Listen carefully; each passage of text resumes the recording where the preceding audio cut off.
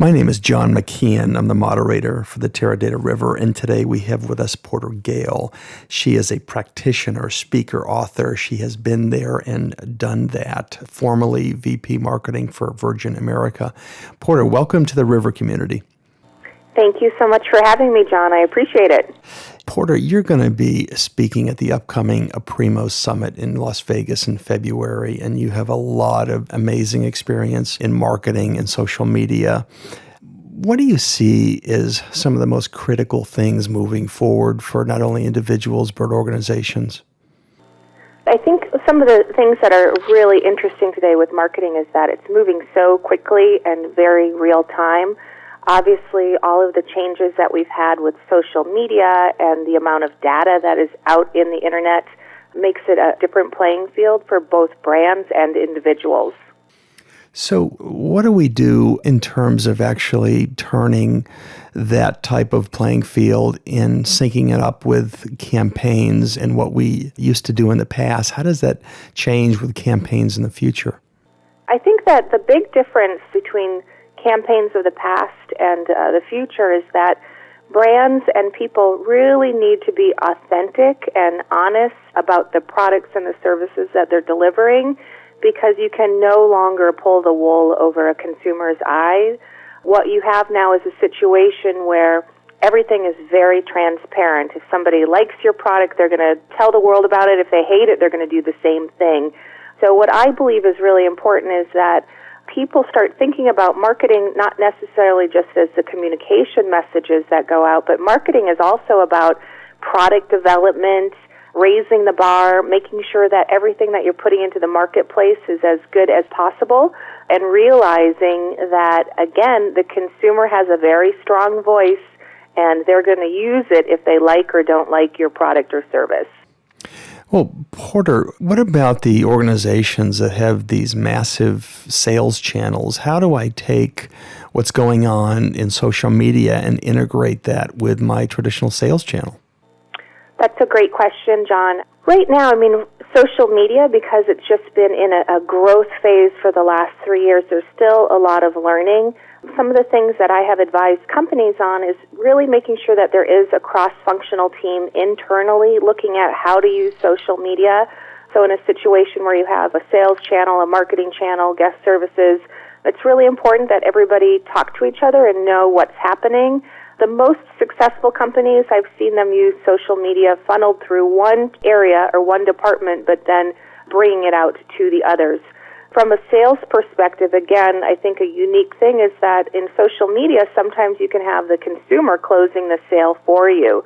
So let's say you're selling widgets and somebody goes online and asks why they should buy widget X.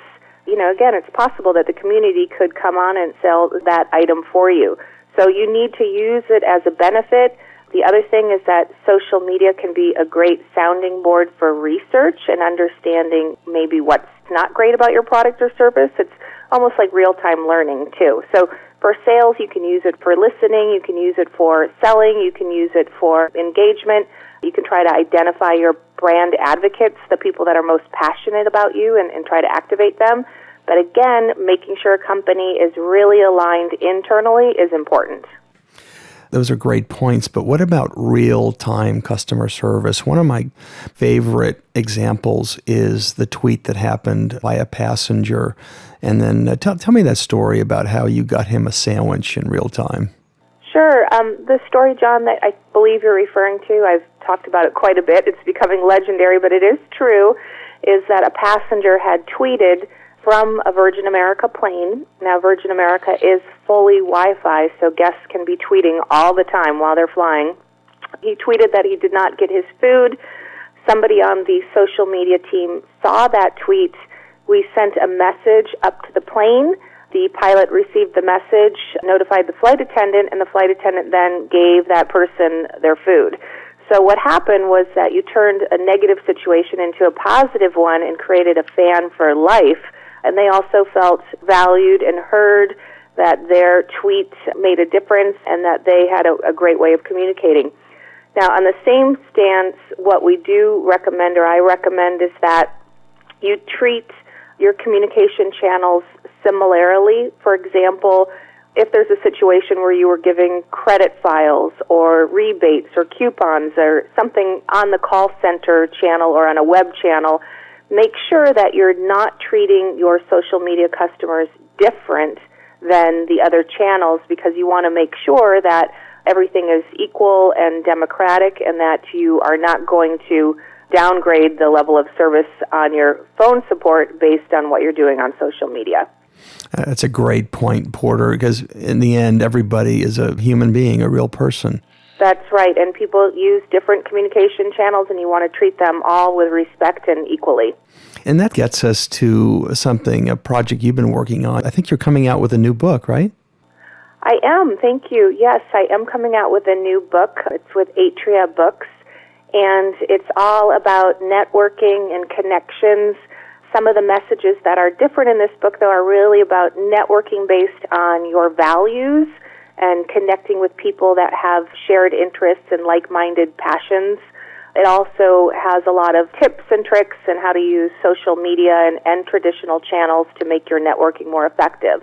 It's been a really fun project to work on, and I'll be working on it for the next couple of months. Great. Porter Gale, practitioner, speaker, author. She is speaking at the Aprimo Summit in February, and you'll definitely want to hear her talk. Thank you, Porter. John, thank you for your time. I look forward to being at the summit.